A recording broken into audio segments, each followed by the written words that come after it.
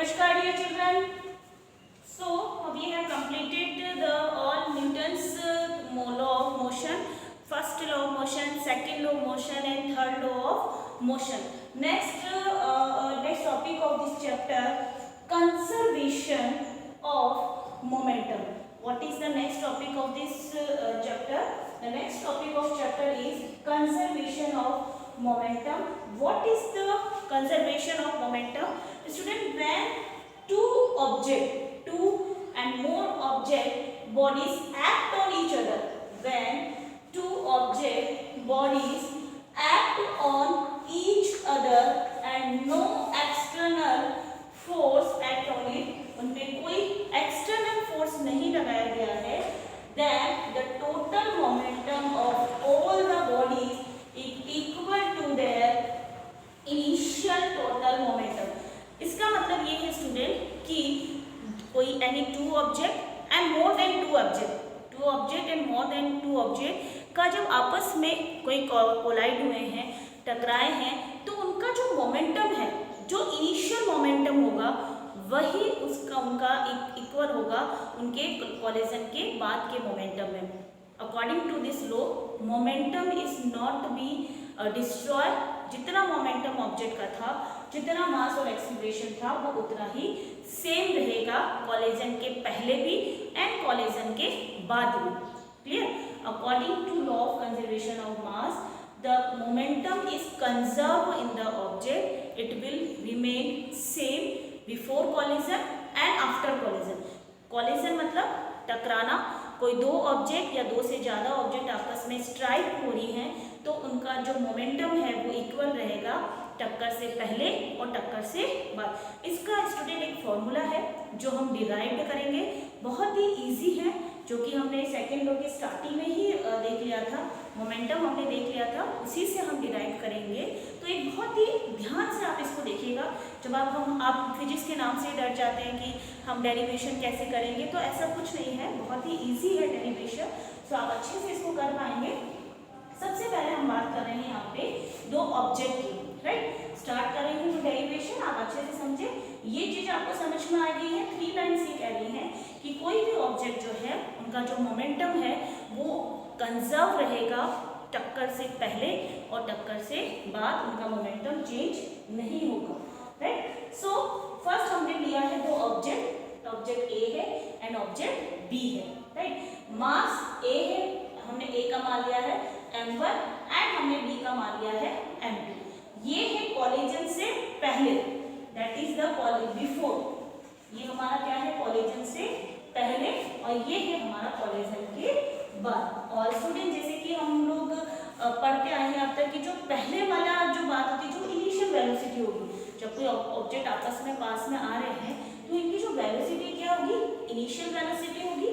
मास यहाँ पे m1 u1 and velocity क्या होगी? u1 and u2. यहाँ पे क्लियर है आपको? इसके बाद हमने देखा कि दोनों आपस में टकरा गए. और जैसे कि हमें पता है कि एक्शन, अभी हमने इससे पहले ही पढ़ा कि third law of motion, every action there is an equal and opposite reaction. जो भी एक्शन आगे की तरफ लगता है, सेम वो बैकवर्ड डायरेक्शन में भी रिएक्शन लगेगा, इक्वल एंड अपोजिट. जब F1 B1 पे लगा रहा है, सो F2 B1 भी A1 पे A पे लगाएगा. ये होगा हमारा कोलिजन. अब कोलिजन के बाद जब आपका दो ऑब्जेक्ट पास में आए, आपस में स्ट्राइक हुए, स्ट्राइक होने के बाद दोनों अलग अलग हो गए हैं.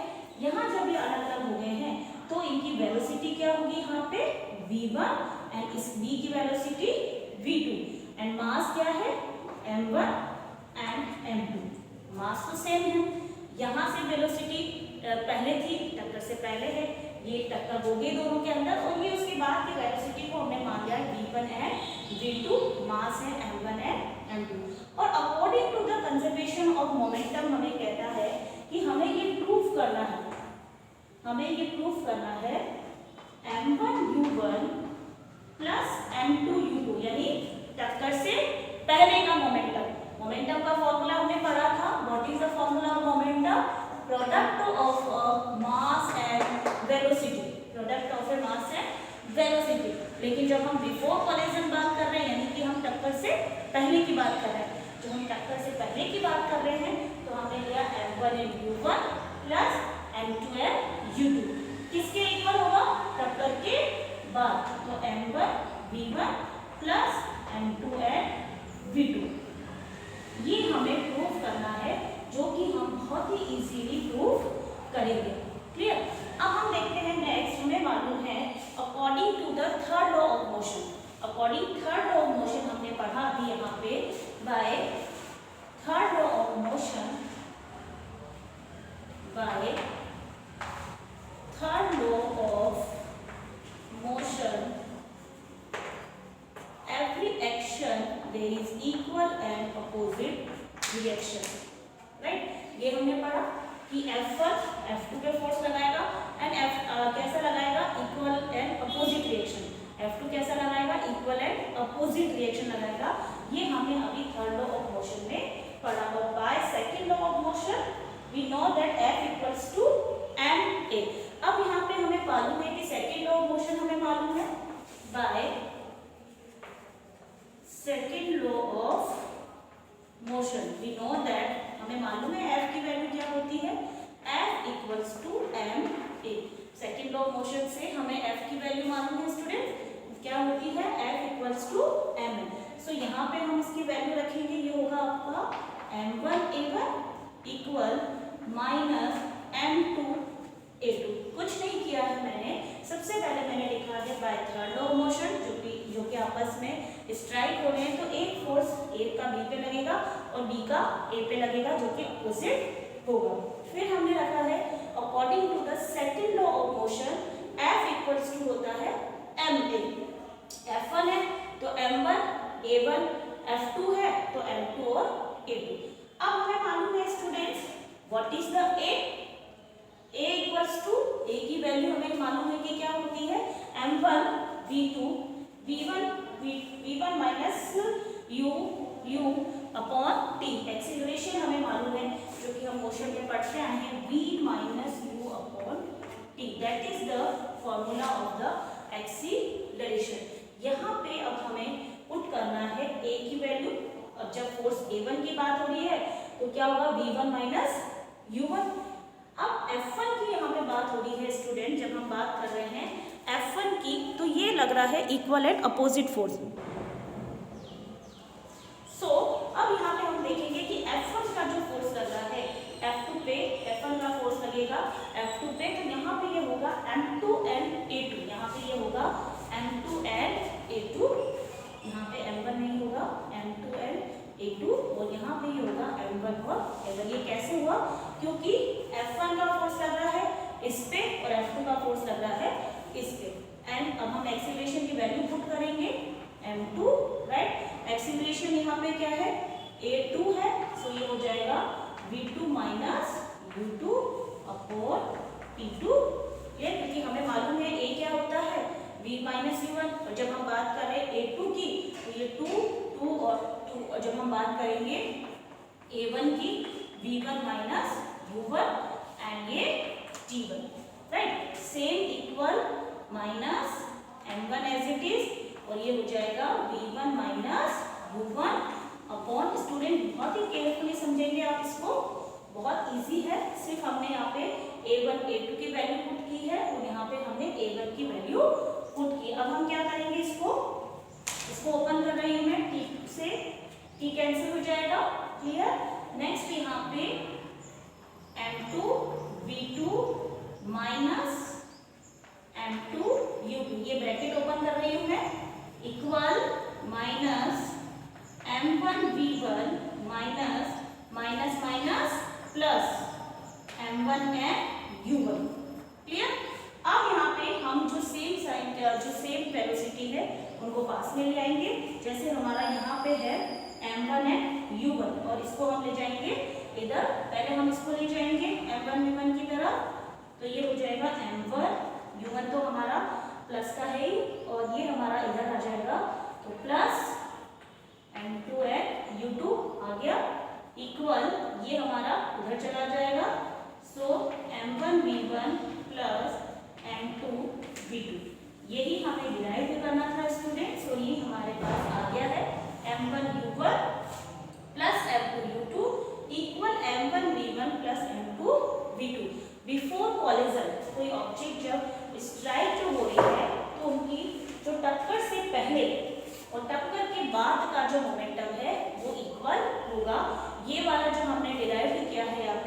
ये है आपका before collision velocity, before collision, और ये हमारी कैसी होगी आफ्टर कोलिजन। क्लियर? एक बार मैं इसे फिर से आपको एक्सप्लेन कर रही हूँ, कोई कंफ्यूजन नहीं होगा स्टूडेंट्स। अब बहुत ही अच्छे से इसको धीरे धीरे समझें। कंजर्वेशन ऑफ मोमेंटम हमें ये कहता है कि कोई भी ऑब्जेक्ट आपस में स्ट्राइक हो रही है तो उसके टक्कर से पहले और टक्कर के बाद का जो मोमेंटम है वो कंजर्व रहेगा, और मोमेंटम कंजर्व रहेगा हमें मालूम है। मोमेंटम को हम p से लिखते हैं, p इक्वल्स टू mv है। क्लियर? हमने दो ऑब्जेक्ट मान लिए a b, इनका मास है m1 and m2, initial velocity होगी u1 एंड u2। यहाँ स्ट्राइक हो गई, a का F1 फोर्स लगेगा b पे और F2 लगेगा F1 a पे। टक्कर के बाद की वेलोसिटी हो गई v1 एंड v2। ध्यान से समझेंगे, ये हमें पहले टक्कर के पहले है, ये टक्कर के बाद है। हमें ये फॉर्मूला प्रूफ करना है, m1 u1 plus m2 u2 equal m1 v1 plus v2 m2 v2।